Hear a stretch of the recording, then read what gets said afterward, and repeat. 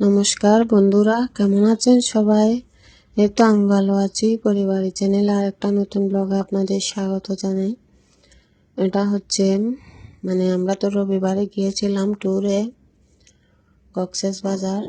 এটা হচ্ছে সোমবার রাতের ভিডিও। সারাদিন তো আমরা মহেশখালী ঘুরলাম, ঘোরাফেরা করে অনেক টায়ার্ড ছিলাম। তো এসে একটু রাতে ডিনারের জন্য গিয়েছিলাম কক্সবাজার পানকৌড়ি রেস্টুরেন্টে, বারবিকিউ রেস্টুরেন্ট এটা।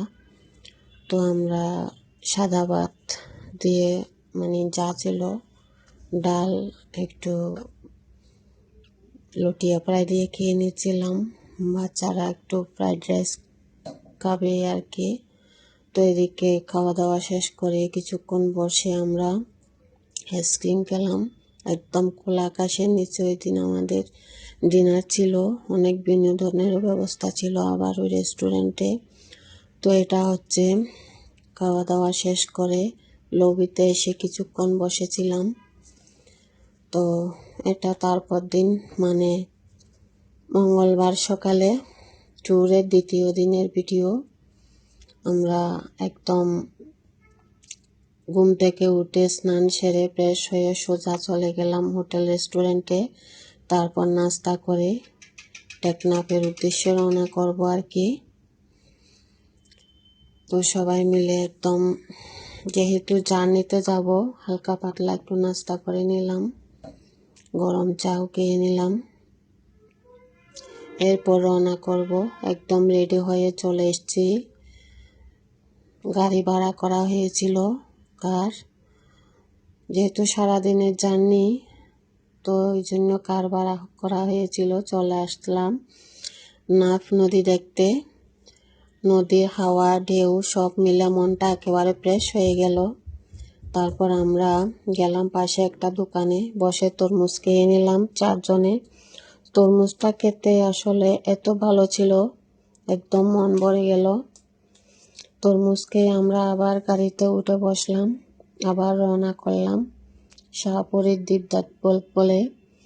শাহপরীর দ্বীপ দেখতে আসলে অন্যরকম ছিল, জলটা একেবারে ফ্রেশ, ইচ্ছে করছে নেমে একবার স্নান করি। অনেক লোকজন গিয়েছিল। শাহপরীর দ্বীপের আবার ওপারে ছিল মায়ানমার, আমার হাজব্যান্ড বলল। তো আমরা এখন শাহপরীর দ্বীপ দেখে একটু লাঞ্চের সময় হয়ে গেছিল, তাই চলে আসলাম।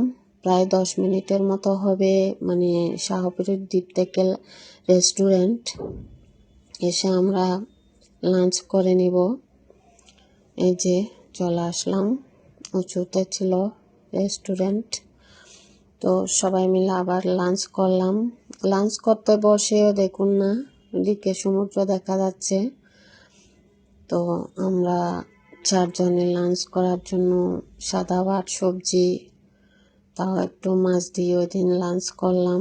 খুব বাড়ি খাবার খাই না, খেতে হবে তাই যেটুকু খাবার খাই। তো আমরা চলে আসতেছি আর কি। তো দেখুন জলটা দেখতে নীল রঙের, আকাশের সাথে মিলে আছে একদম। মঙ্গলবারে আমাদের ট্যুরের ছিল শেষ দিন, তাই মনটা একটু খারাপ হয়ে গেল। কারণ প্রতিদিন এক পরিবেশে থাকি, 2-3 দিন অন্যরকম একটা পরিবেশে ছিলাম, ভালোই লেগেছে। আবার তো বুধবারে আমরা রওনা করব কক্সবাজার থেকে চট্টগ্রামে। দেখুন নদীর জলটা কতই সুন্দর, একদম আকাশের সাথে মিলে গেছে। আসলে সত্যি চলে আসাটা একটু আবেগের ছিল।